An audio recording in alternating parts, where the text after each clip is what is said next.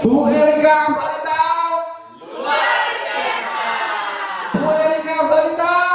Luar biasa.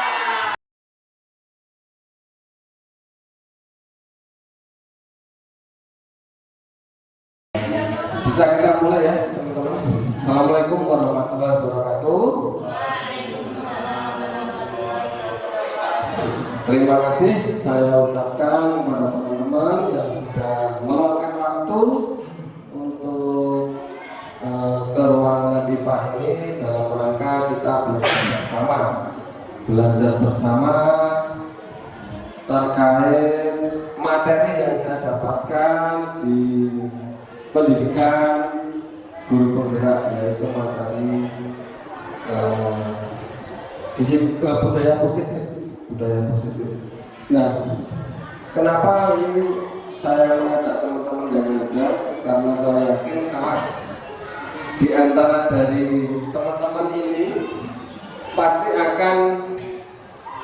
ada yang nantinya ketika jadi guru juga menjadi guru penggerak nantinya.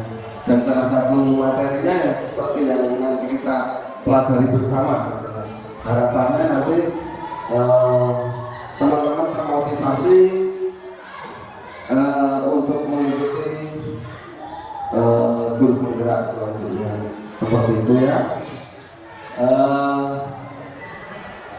Langsung saja ya.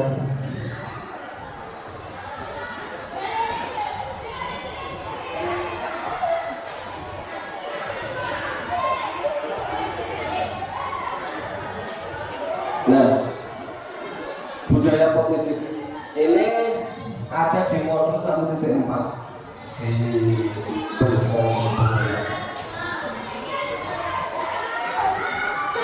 Nah, apa sih budaya positif itu? Teman-teman bisa baca di sini. Budaya positif di sekolah yaitu nilai dan kebiasaan di sekolah yang berpihak pada peserta didik agar mereka dapat berkembang menjadi pribadi yang etis, berhormat dan bertanggung. Untuk membangun budaya positif, sekolah perlu menyediakan lingkungan yang positif, aman, nyaman, agar murid mampu berpikir, bertindak, dan mencipta dengan merdeka, mandiri, dan bertanggung jawab. Nah, budaya positif itu kontinu ya, nggak bisa kok langsung kita ciptakan langsung instan, nggak bisa. Jadi budaya positif itu memang susah diciptakan, tapi harus dilakukan dengan berkelanjutan terus-menerus. Yang namanya budaya itu apa budaya itu kebiasaan ya? Ya, kebiasaan biasa. Ya, kebiasaan yang berulang dan itu apa? Dengan sadar ya, dengan sadar. Nek ada paksaan, menurut saya itu belum budaya, ya kan? Nek budaya itu kan kebiasaan yang berulang-ulang dengan kesadaran gitu. Ya, positif lah, teman-teman udah paham positif itu ya hal yang baik. Nah, budaya positif di sekolah itu seperti itu. Jadi kebiasaan-kebiasaan di sekolah yang sudah tercipta dan itu dilakukan secara berulang. Apa kira-kira teman-teman yang udah ada di sekolah kita? Budaya positifnya, literasi, yang lain. Pak Noni, ini karena cowok berdua, ya. Pak Sabtu, ayo apa budaya positif? Nah, ini loh yang saya suka. Iyalah, teman-teman terima kasih apa aja? Senyum, salam, sapa, sopan, santun. Oke. Itu salah satu contoh yang perlu kebiasaan. Yang nggak mungkin ketika kita menciptakan itu besok kita salaman, senyum, salam, sapa, besoknya lagi terus seperti itu nggak mungkin. Sangat susah. Pasti dilakukan secara berulang-ulang.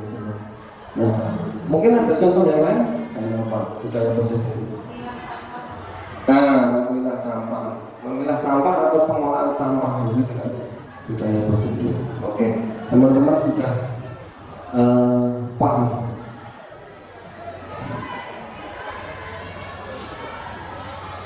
Nah ini loh konsep budaya positif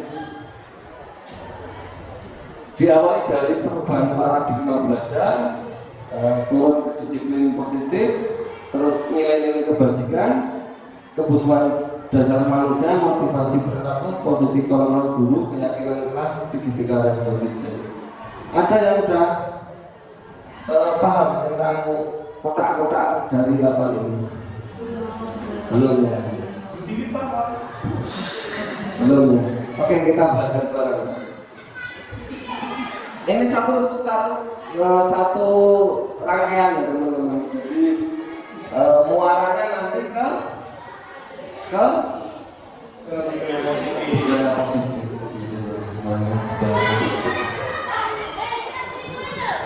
Dan pembelajaran dengan paradigma baru. Pembelajaran dengan paradigma baru merupakan pembelajaran yang dirancang berdasarkan prinsip pembelajaran berdiferensiasi, sehingga para peserta itu belajar sesuai kebutuhannya berdasarkan tahap perkembangan sesuai teori psikologi modern untuk mewujudkan profil pelajar Pancasila. Nah, yang perlu kita garis bawahi ini teman-teman, para peserta didik belajar sesuai kebutuhannya yang berdasarkan tahap perkembangan sesuai teori psikologi. Nah, mungkin teman-teman di sini masih ini ya, masih apa? Gerak mau gitu. Nanti kita coba ulang-ulang. Miskonsepsi tentang teori kontrol. Teori kontrol itu seperti apa sih teman-teman? Siapa sih yang bisa menggerakkan diri kita itu siapa? Diri kita atau orang lain? Diri kita atau orang lain? Kontrol perilaku itu memang ada pada diri kita, walaupun beberapa dari kita seperti ini, masih seperti ini. Saya pun kemarin juga masih seperti ini. Apa yang pertama? Ilusi guru mengontrol murid. Miskonsepsi tentang teori kontrol. Ilusi guru mengontrol murid. Terus selanjutnya ilusi bahwa semua penguatan positif efektif dalam bermanfaat. Teman-teman, apakah semua penguatan positif itu efektif dan bermanfaat dalam jangka panjang? Ayo, teman-teman bisa meraba nggak? Apakah semua penguatan positif itu efektif dan bermanfaat? Ya. Apakah guru mengontrol murid itu baik? Dengan kita korelasikan apa yang kita pelajari hari ini, yaitu tentang budaya positif. Apakah kritik dan membuat rasa bersalah mampu menguatkan karakter? Apakah bapak orang dewasa berhak memasak? Nah, ini sudah jelas sangat bertentangan dengan teori kontrol. Karena apa? Apa tadi? Ya, teori kontrol yang bisa mengendalikan diri kita, yang bisa mengubah tingkah laku kita, yaitu diri sendiri. Nah, ini berarti memang benar bahwa orang dewasa berhak memaksa ilusi, bahwa orang dewasa berhak memaksa. Tidak boleh ya teman-teman. Mungkin dari kita masih ya sebagai guru, kamu harus pintar, kamu harus mendapatkan nilai 8, mendapatkan nilai 10 dan sebagainya. Tapi ternyata itu nanti kita bisa. Apakah kritik dan membuat rasa bersalah mampu menguatkan karakter? Ya, ayo Ayo Pak Roni, gimana? Belum tentu. Pembuat rasa bersalah menguatkan karakter. Kenapa Pak Sir kok belum tentu? Kayak misalnya. Nah, apa? Gimana Pak Sir? Enggak, bahasa.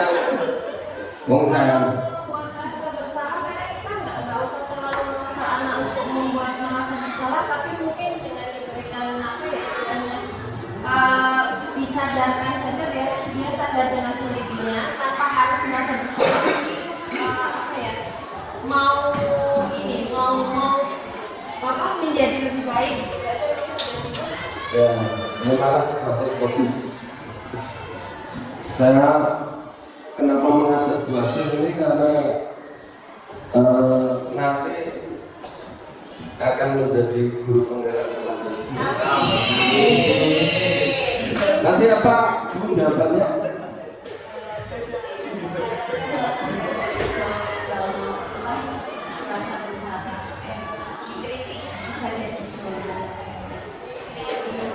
Oke, terima kasih. Ya, jawabannya benar semua ya. Ya, kritik enggak terkadang. Apalagi anak-anak ya, anak-anak itu kan belum siap untuk menerima apa? Menerima lingkungan lah, lingkungan yang secara umum itu apa ya? Berbeda-beda. Jadi ya di sekolah lingkungan yang baru beda dengan dulu. Di sekolah lingkungan baru orang yang baru walaupun udah beberapa tahun di sekolah, cuma kan perasaan di sekolah sama di rumah itu beda ya. Ketika guru memberikan kritik atau membuat rasa bersalah anak, ternyata apa tadi? Gitu ya. Berarti ini miskonsepsi tentang teori kontrol memang benar seperti ini. Jadi tidak cocok dengan teori kontrol, ya kan? Selanjutnya ilusi bahwa semua pengawasan positif efektif dan bermanfaat. Teman-teman bisa mengkorelasikan nggak sama teori kontrol? Dengan catatan miskonsepsi tadi itu, bahwa semua penguatan positif efektif dan bermanfaat. Apakah penguatan positif itu selalu efektif dan bermanfaat? Mungkin kalau jangka pendek oke lah, ya kan?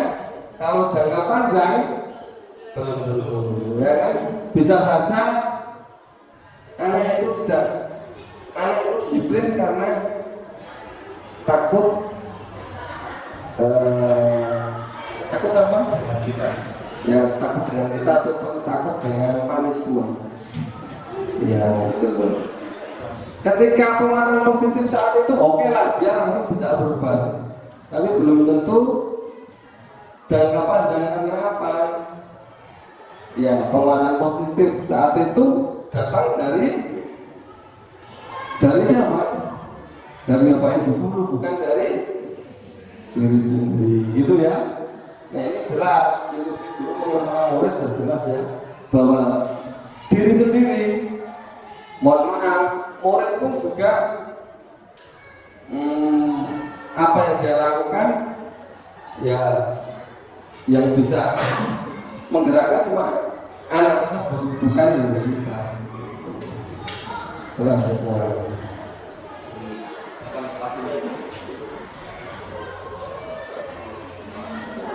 ya ini bagus teman-teman kelihatan ya. Stimulus respon tentang dunia, realitas kebutuhan kita sama. Realitas kebutuhan kita berbeda. Semua orang melihat hal yang sama. Setiap orang memiliki gambaran berbeda. Nah itu loh, di teori kontrol kita harus bisa memandang yang sebelah kanan ini. Kita mencoba mengubah orang dan pandangan sama dengan kita. Tapi di teori kontrol berbunyi kita berusaha memahami pandangan orang lain tentang dunia. Perilaku buruk dilihat sebagai suatu kesalahan. Nah, di teori kontrol semua perilaku memiliki tujuan. Nanti kita belajar kebutuhan semua perilaku itu ternyata untuk memenuhi kebutuhan itu. Nanti kita belajar. Orang lain bisa mengontrol saya, hanya Anda yang bisa mengontrol diri Anda. Orang lain bisa mengontrol saya, tapi kan paham nggak teman-teman? Orang lain bisa mengontrol saya, bisa nggak kira-kira? Nggak bisa.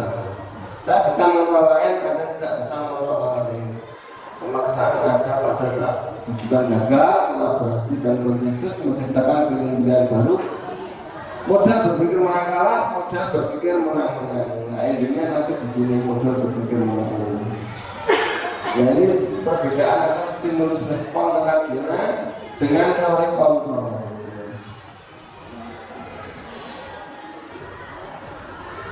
Nah, di bawah dari budaya positif itu ada disiplin positif. Nah, budaya positif itu puncak dari perilaku yang kita inginkan. Nah, sebelum ke budaya positif itu ada disiplin positif. Nah, teman-teman nanti kita baca. Ini bahasa dari mana, Pak? Masa nggak kelihatan? Teman-teman masih kelihatan nggak? Ini masih muda kok, tapi pakai kacamata ya. Disiplin mengatur pada disiplin diri yang kita menjawab terhadap apa yang dilakukan kebijakan keyakinan. Disiplin positif merupakan salah satu cara penerapan disiplin yang bertujuan untuk menumbuhkan kesadaran serta memperdayakan seperti tanpa. Nah, ini yang kita garis bawah. Tanpa ibarat penegakan teknik ancaman atau hukuman. Ini yang paling penting. Karena tadi muaranya ke budaya positif. Apakah perilaku yang dilaksanakan karena ibarat akan menjadi budaya positif? Bisa, tentu tidak. Sebagai pendidik tujuan kita menciptakan siswa yang memiliki diri sehingga mereka berperilaku mengerti pada nilai-nilai kebajikan universal dan memiliki motivasi intrinsik. Nah, yang paling penting intrinsik. Apakah dulu Pak Tony waktu kuliah karena pengen belajar dan mandiri atau pengen menyenangkan orang tua? Nah, itu berarti motivasinya apa teman-teman? Motivasinya intrinsik apa ekstrinsik? Nah, oke, selanjutnya. Nah, ini nilai kebajikan. Nilai yang disepakati bersama lepas dari suku bangsa, agama, bahasa maupun latar belakang. Dari profil pelajar Pancasila, Pak Tony berapa nilai kebajikan di dalam profil pelajar Pancasila? Oke, selanjutnya. Nah, ini ya, teman-teman silakan dilihat di depan dan di belakang. Terus dari primary program ini toleransi rasa hormat, integritas, mandiri, pengertian, proses pembangkitan, keterampilan hidup dapat dipercaya atau bisa tidak berdosa orang lain dan memberikan yang terbaik dari dunia. Budaya positif itu terkandung nilai-nilai ini, teman-teman.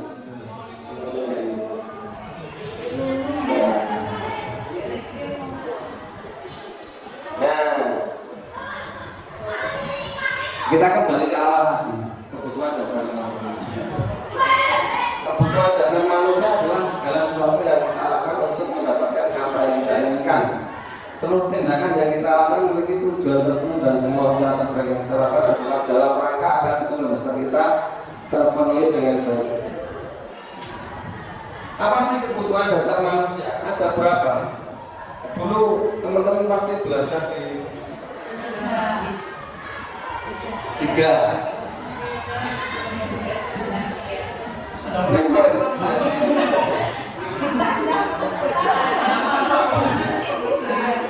Mari kita lihat.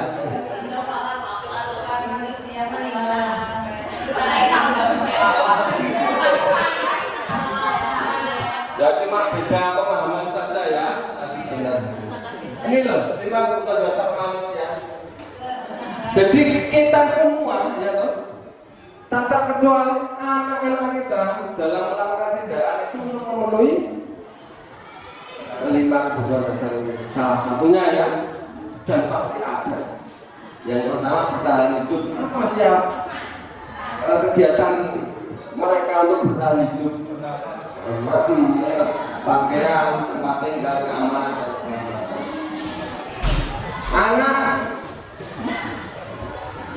Anak ini memenuhi kebutuhan dasar kasih sayang dan rasa diterima, rasa diterima, dipedulikan, berbagi kerjasama, menjadi bagian dalam kelompok. Anak ingin memenuhi kebutuhan dasar penguasaan. Ini harga diri, keinginan untuk dianggap memimpin, berprestasi di atas dunia. Anak ingin memenuhi kebutuhan dasar kebebasan dan menciptakan baru untuk mengendalikan arah dirinya, kesenangan bermain organisasi pertama. Jadi ini 5 kebutuhan dasar manusia. Seumpama gini, Pak Tony itu senang menggoda temannya waktu pelajaran. Seumpama Pak Tony anak ya. Nah, ketika di kelas mengganggu temannya itu, ya kan? Dia diingatkan apa bahasanya? Diingatkan oleh gurunya, dan dia merasa senang. Ketika diingatkan guru, apa kebutuhan yang ini dipenuhi Pak Tony? Dari 5 ini, ya. Pak Tony ketika di kelas selalu usir dengan temannya, dan ketika usir selalu diingatkan oleh gurunya, dan ketika diingatkan gurunya dia merasa senang. Pintar semua, gitu ya. Langsung mantap.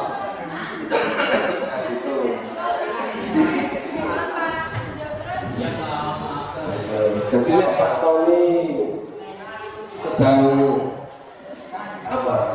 Salah tingkah, tidak diperhatikan, berarti ingin memenuhi kebutuhan.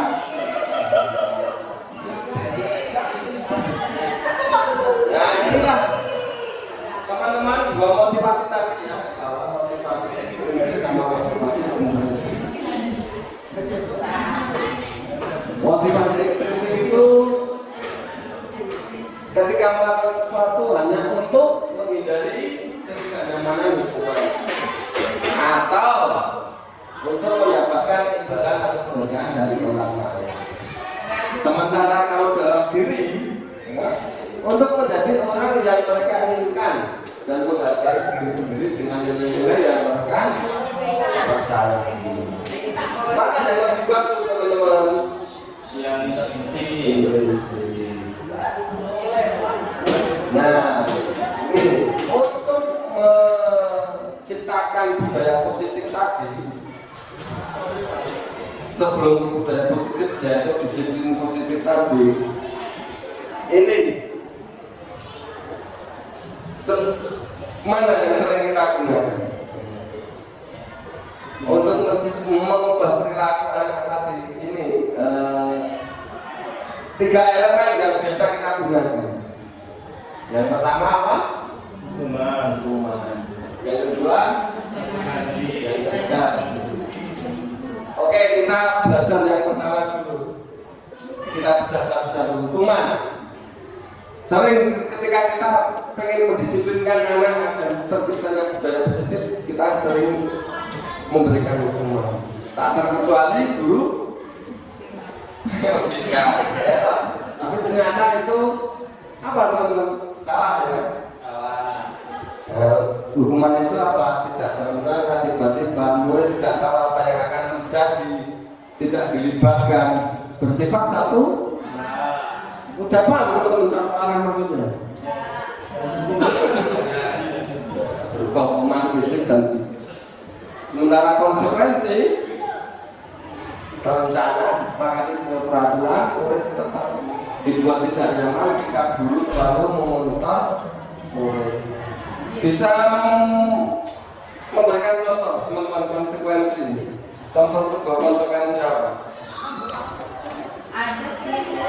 Apa Misalnya kalau kita ngasih PR ke siswa misalnya, terus PR nanti kita bikin kesepakatan ya anak-anak ya, kalau misalnya nanti nggak mengerjakan, berarti nanti membuat 2 kali lipat dari apa? Misalnya menulis 2 kali lebih banyak dari yang harus dikumpulkan, misalnya kayak gitu. Sudah disepakati sama anak juga, walaupun memang sebenarnya anak nggak nyaman. Oke, mantap. Yang lain, ibu guru yang lain.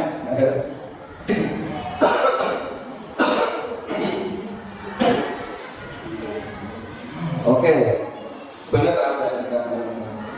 Oke, kita lihat ya, teman-teman seperti apa? Pintar semuanya. Oke.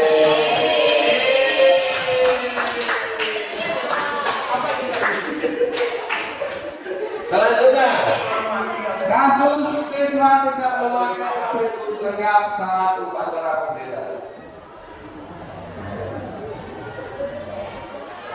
Ayo dong, ikuti aturan sekolah. Tolong bantu ibu bapak ya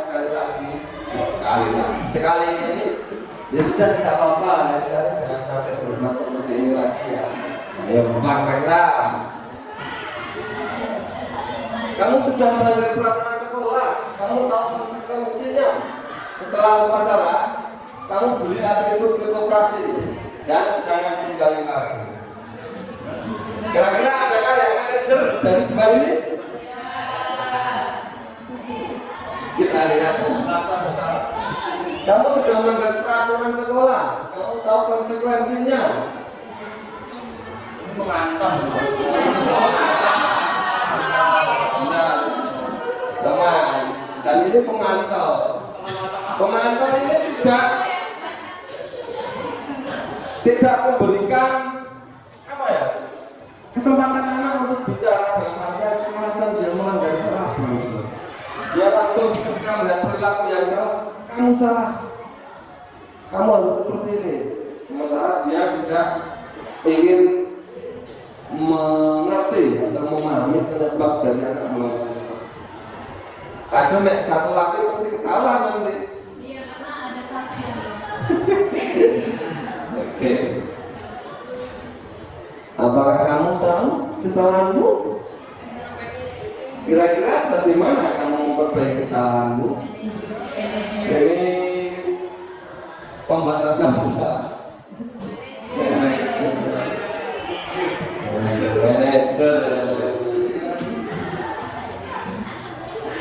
Oke, kita belajar lagi. Saya yakin teman-teman sudah paham. Pembuat rasa bersalah.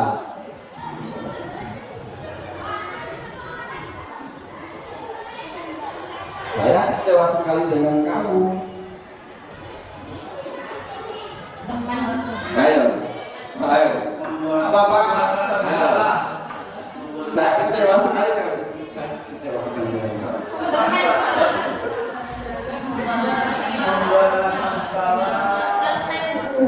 Teman jadi 1, 2. Ini nggak ada.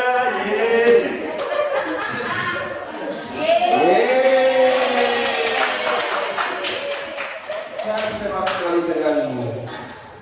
Jadi ketika mungkin guru-guru kita atau dosen kita dulu ketika kuliah saya kecewa sekali dengan tugas Anda. Kita kan merasa bersalah. Kamu tidak pernah benar melakukannya. Apa? Apa nih? Kamu tidak pernah benar melakukannya. Kemana? Yang lain? Tak satu? Kamu tidak pernah benar melakukannya. Tiga berubah. Pak Wali mati kan? Saya nggak mati. Satu, kamu tidak pernah benar melakukannya. Mantap.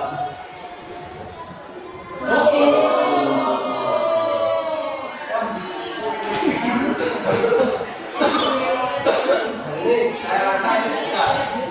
Oke teman-teman, saya rasa ini. Apa rencana mau menyelesaikan masalah ini?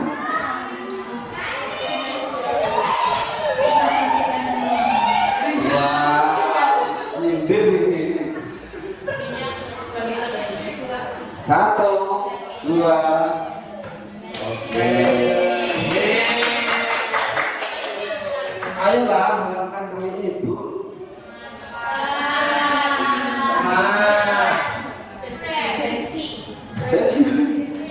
Kita coba satu, dua, satu.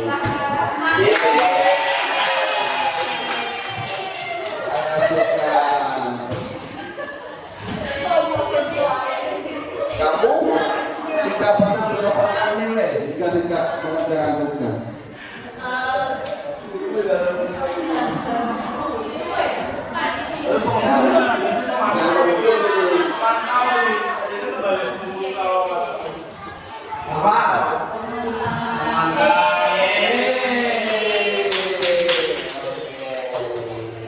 Oke, ucapan ya teman-teman. Jadi teman-teman,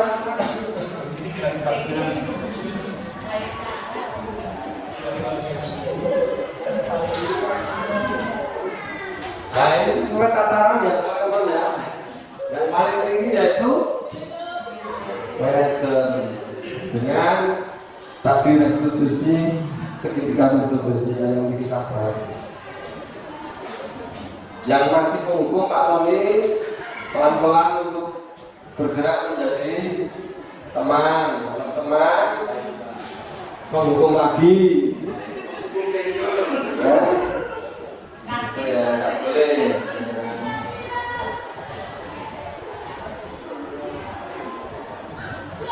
Nah, dia bisa jawab, mengapa keyakinan kelas bukan peraturan kelas? Apa? Ayo dijawab. Saya yakin Bapak itu sudah paham. Mengapa keyakinan kelas? Mengapa bukan peraturan kelas? Betul apa? Gimana? Rasanya? Kalau keyakinan itu sudah dari hati gitu ya. Tapi kalau peraturan itu kan ada dibuat dan ada konsekuensi. Oke, mantap, tepuk tangan dong. Saya suka dengan bahasa ini. Ini ya tidak bahasa. Keyakinan kelas ini kebajikan atau prinsip-prinsip universal yang disepakati bersama lepas dari latar belakang suku, agama, negara, bahasa maupun agama. Suatu keyakinan akan lebih memotivasi seseorang dari dalam, seseorang akan lebih bersemangat untuk menjalankan keyakinannya daripada hanya mengikuti seragam peraturan. Memang benar apa yang disampaikan Mbak Sri ya.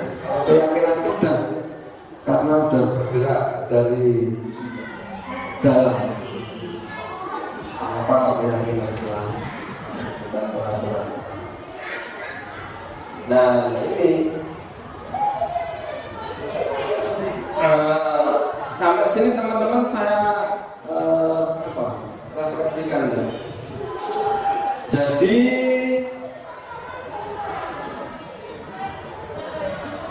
untuk menciptakan budaya positif itu kita harus apa tadi?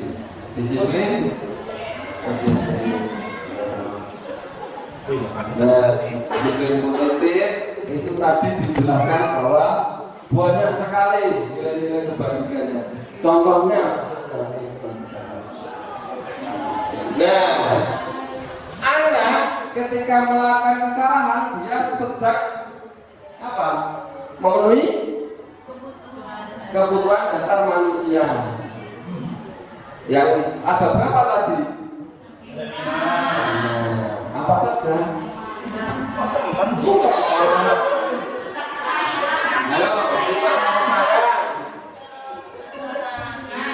Kesenangan.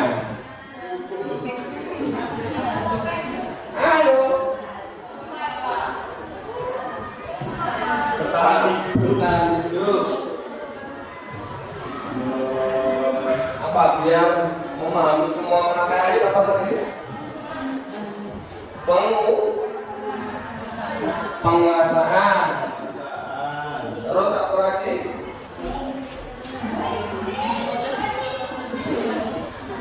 Kebebasan. Nah, kebebasan. Nah, teman-teman, kita harus memahami bahwa anak itu melakukan sesuatu karena ingin memenuhi kebutuhan dasarnya. Itu yang menjadi poin penting di sini. Jadi, ya bukan untuk terus permakluman enggak, tapi ya memang dia sedang mulai kebutuhan dasarnya. Gitu loh. Teman-teman bisa melihat apa yang diberi lima tadi, salah satunya.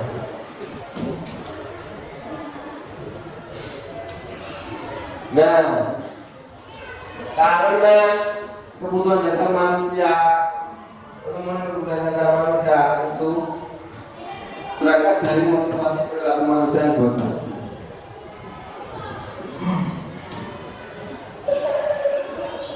Karena perilaku manajemen atau tindakan yang salah atau salah sulit, maka diperlukan apa ini? Posisi kontrol dulu. Ya. Ada berapa? Mau kosong sekali. Nah, satu. Wah, apa itu siapa?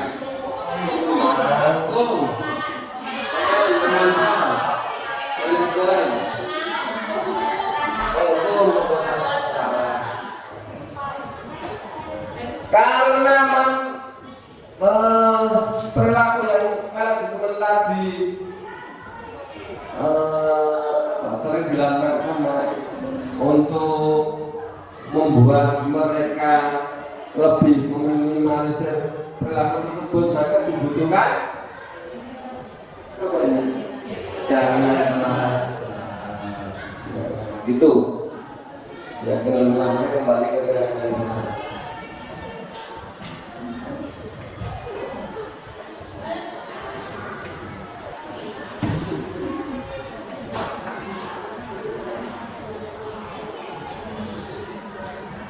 Ini teman-teman, bersifat abstrak. Bersifat abstrak itu seperti apa sih? Yes, semua tentang apa? Bersifat abstrak itu ya random tapi itu positif gitu. Positif. Contoh apa? Bersifat abstrak itu kayak tidak boleh makan di kelas. Nah, itu kan abstrak. Apa? Membuat nyaman dengan tidak membeli itu juga bisa. Itu kan abstrak. Berupa pernyataan universal dibuat dalam pernyataan positif. Nah, ini yang paling susah untuk kita lakukan di sini, teman-teman. Dari kegiatan-kegiatan pernyataan anak-anak tadi harus kita buat pernyataan positif. Jadi ketika teman-teman nanti setelah ini silakan membuat keyakinan kelas. Nah itu bagaimana sih cara-caranya? Ini ada di PMM juga bahasa. Iya. Jadi mengumpulkan anak di kelas, setelah itu membagi per kelompok. Anak-anak silakan membuat peraturan. Memang ini keyakinan kelas berangkat dari peraturan kesepakatan. Ya. Silakan menuliskan kesepakatan kita di kelas. Contohnya apa nih? Selesai tidak boleh makan dan minum saat Nah, oke. Misalnya tidak boleh makan dan minum saat jam pelajaran. Oke, itu kan ya abstrak tadi. Iya kan bebas. Berupa pernyataan yang universal dibuat dalam pernyataan positif. Oke, sekarang kita buat pernyataan yang positif. Terima kasih teman-teman tidak makan di kelas pada saat kewajiban. Oke. Terima kasih. Tidak ada kata negatif. Oke, bagus. Sedikit saja yang mudah diingat. Ayo. Dari ini sudah mengawali dari abstrak dibuat pernyataan positif. Sekarang kita Sedikit saja akan teman-teman. jadi dari tadi itu teman-teman dari pernyataan yang panjang lebar tadi dibuat sedikit agar mudah diingat. Dari tadi dari pertama kali tidak boleh makan dan minum saat pelajaran. Dibuat dalam pernyataan positif. Terima kasih. Yang masih ada kata tidak ternyata ya. Terima kasih sudah mematuhi peraturan kelas.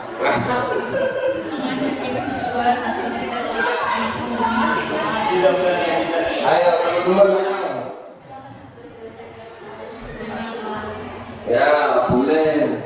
Sekarang kita buat sedikit saja kalau sudah diingat. Ayo apa?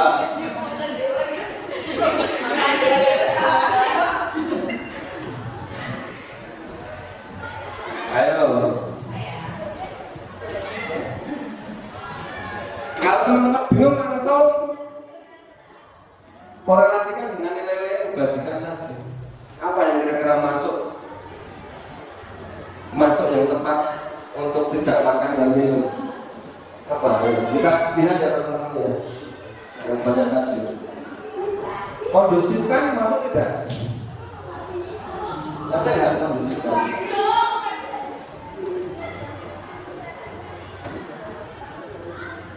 Nah, kira-kira ada nggak?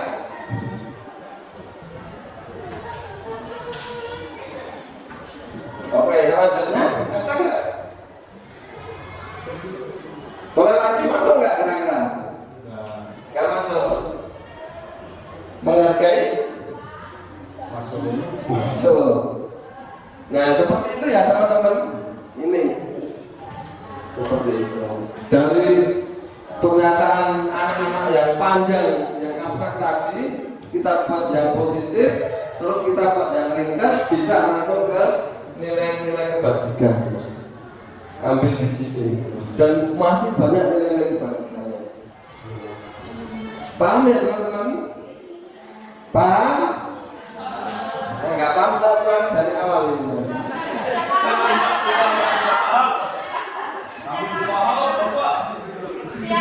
Oke, kita lihat ini contohnya. Selalu kembalikan buku ke tempatnya. Apa nilai kebajikannya? Sudah paham ya teman-teman? Iya, sudah. Dilarang mengganggu orang lain.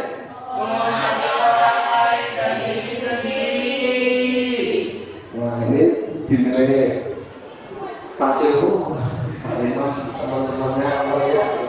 Hadir di sekolah 15 menit sebelum pembelajaran dimulai.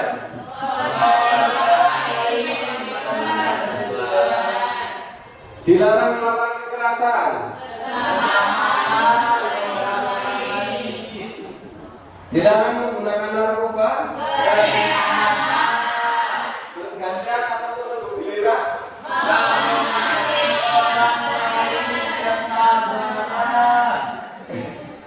Gunakan masker.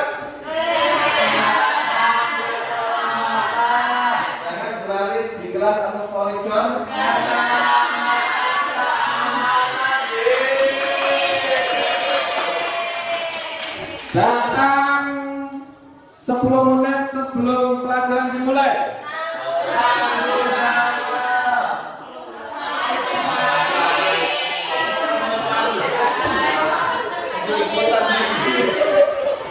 Datang 10 menit sebelum jam pelajaran dimulai.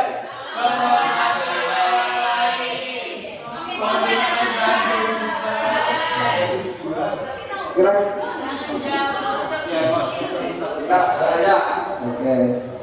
Disiplin masuk nggak ya? Masuk ya.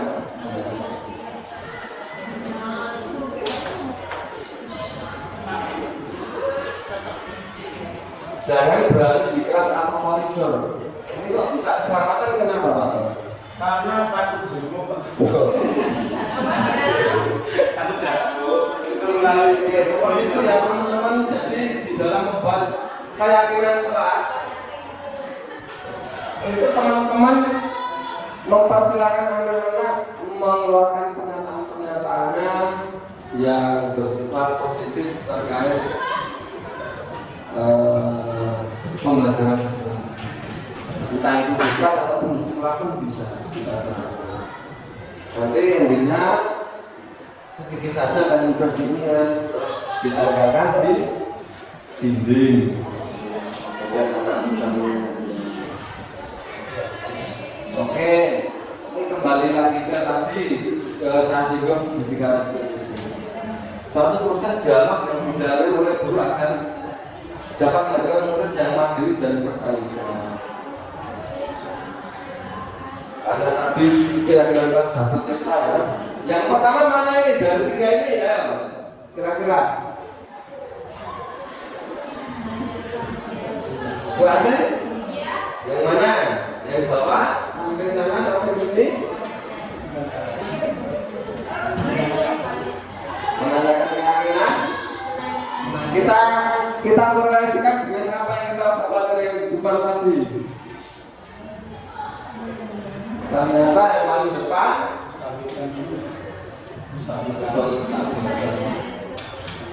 contohnya gimana sih stabilan itu? Bapak ini berkata dengan suara yang lembut.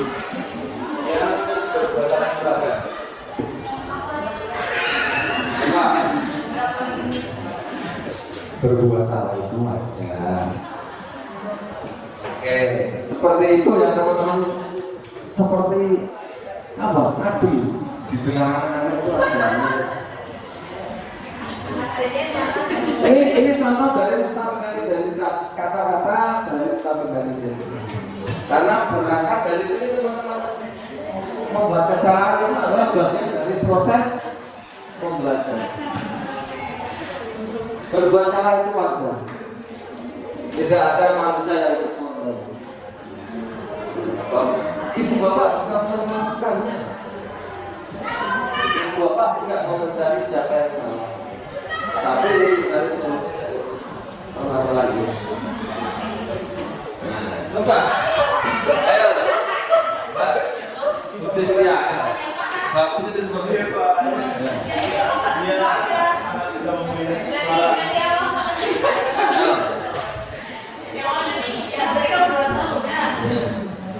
Tidak ada manusia yang sempurna karena kesempurnaan hanya dimiliki oleh Allah SWT.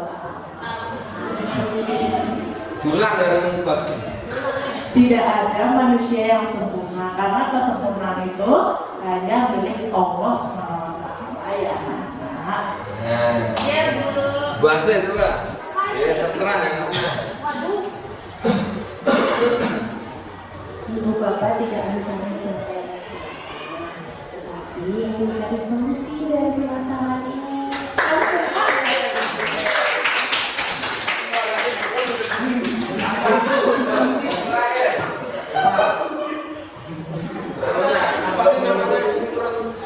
Iya. Yang terakhir, kamu merasa itu terima kasih Cikgu. Nah ini langkah segitiga restitusi ini yang pertama adalah menstabilkan identitas.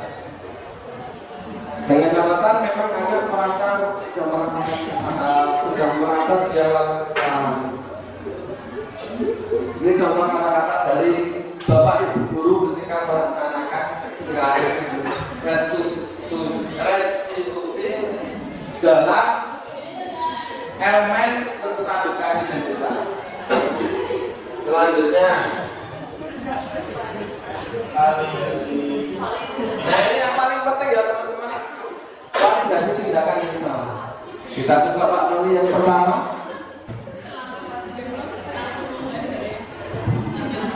Kamu pasti ada alasan kenapa kamu melakukan hal itu. Oke, validasi tindakan salah benar. Prinsip setiap perilaku berupaya untuk memenuhi suatu kebutuhan. Seperti tadi ya teman-teman, ya toh sedang ingin memenuhi salah satu dari 5 kebutuhan gitu loh. Itulah mengapa bukan berarti kita pemakluman enggak, tapi memang ya itu memang kebutuhan dasarnya si anak itu gitu loh. Makanya dijelaskan itu prinsip setiap perilaku berupaya memenuhi suatu kebutuhan. Oke, selanjutnya kata-kata yang kedua, saya pengen Mbak Nika. Padahal kamu bisa melakukan yang lebih baik dari ini ya. Oke. Selanjutnya ada yang mau dari sebelah sini, Bu Hermila. Ayo, yang nomor 3.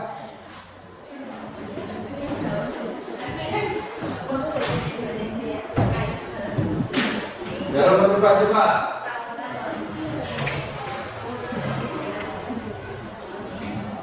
Kamu harus pintar loh, karena telah melindungi sesuatu yang penting buatmu.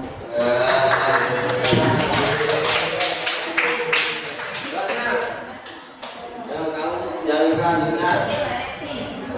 Bu Lesti. Iya. Pasti.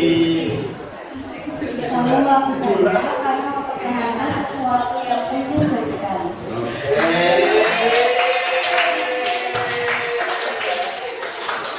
Oke teman-teman, ini yang validasi tindakan salah. Yang perlu kita garis bawahi, kita harus tahu alasannya anak melakukan itu apa. Jangan langsung menghakimi. Sepatu putih, kamu dukung lari. Kok kamu kusut?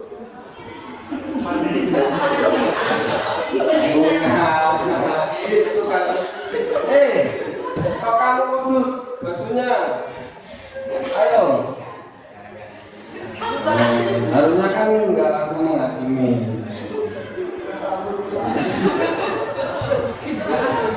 Teman-teman paham ya, validasi dengan yang salah cari alasan.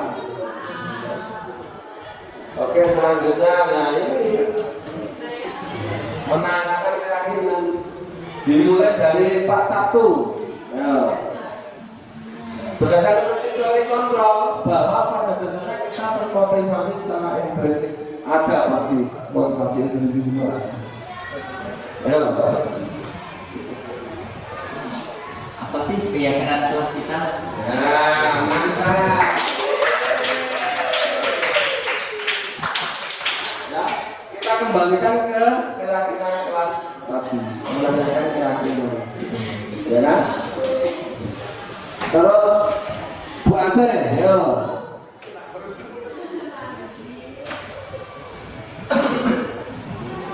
Kalau ibu boleh tahu, kamu ingin menjadi orang yang seperti apa sih? Oke.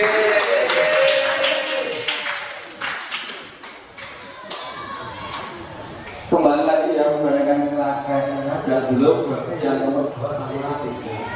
Bu Nurul. Silakan ini. Nilai-nilai apa yang telah disepakati bersama? Baik. Seperti nilai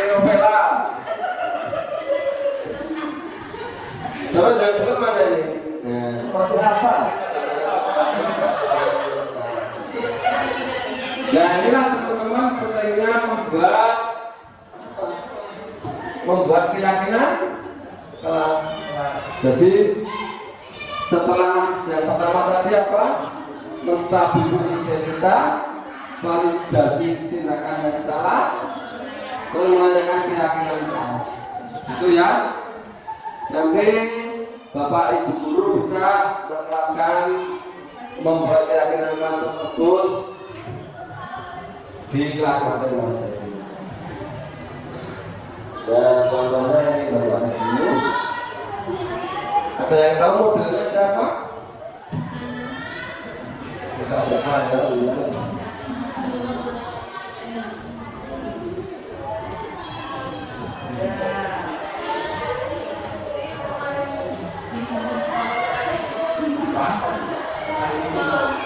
Oke, kita baca yuk bareng-bareng kasus 1.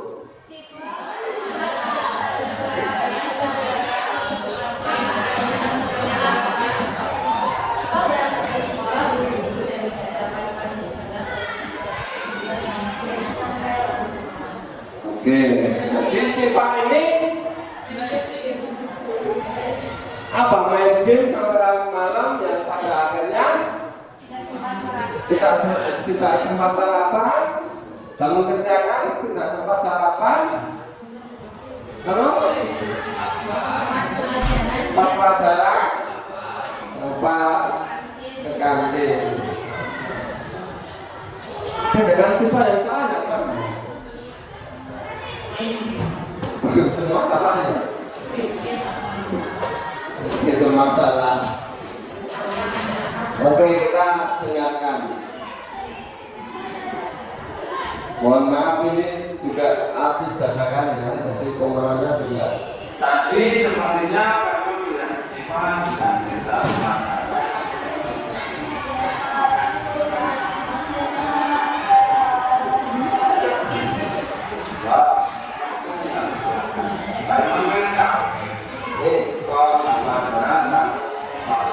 tidak mengalahkan itu.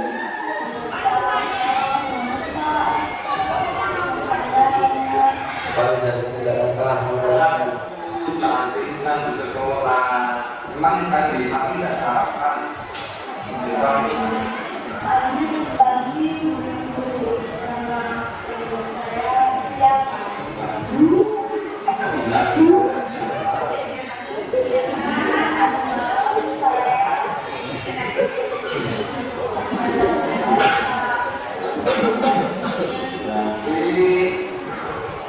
Main game sampai malam, bangunnya kegiatan, tidak sarapan dan tidak sarapan.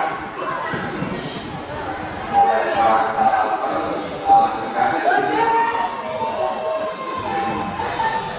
kita kan sudah bersama-sama. Apa yang dikatakan dari sepakatan kelas?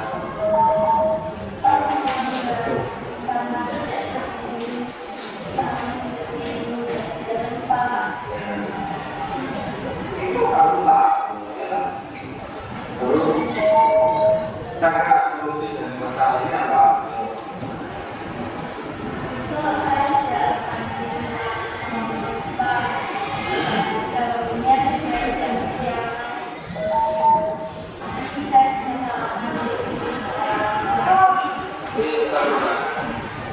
Pintar, jangan jadi video, jangan sebelum malam.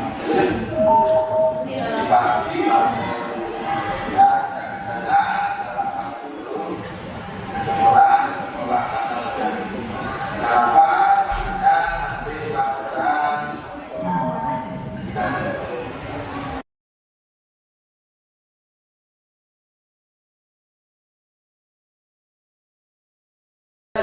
Assalamualaikum warahmatullahi wabarakatuh. Saya Fitri Pratiwi, guru BK SMP Negeri 3 Sewon. Kemarin saya sudah mengikuti diseminasi atau budaya positif yang telah dipaparkan oleh Bapak Imam Nulibawan. Dan dari pelajaran itu saya mendapatkan banyak informasi dan materi baru dari hasil pemaparan Pak Imam juga sangat bagus dan mudah dimengerti, sehingga saya juga berkeinginan untuk membuat keyakinan kelas. Terima kasih. Setelah mengikuti kegiatan diseminasi kemarin, saya menjadi tersadar akan pentingnya budaya positif, dan sebagai seorang guru, saya kira itu perlu diterapkan di dalam kelas. Setelah ini, setelah mengikuti diseminasi, saya akan membuat keyakinan positif, keyakinan kelas yang mengimplementasikan budaya positif. Semoga nanti dengan keyakinan tersebut kelasnya akan jadi tampak lebih baik.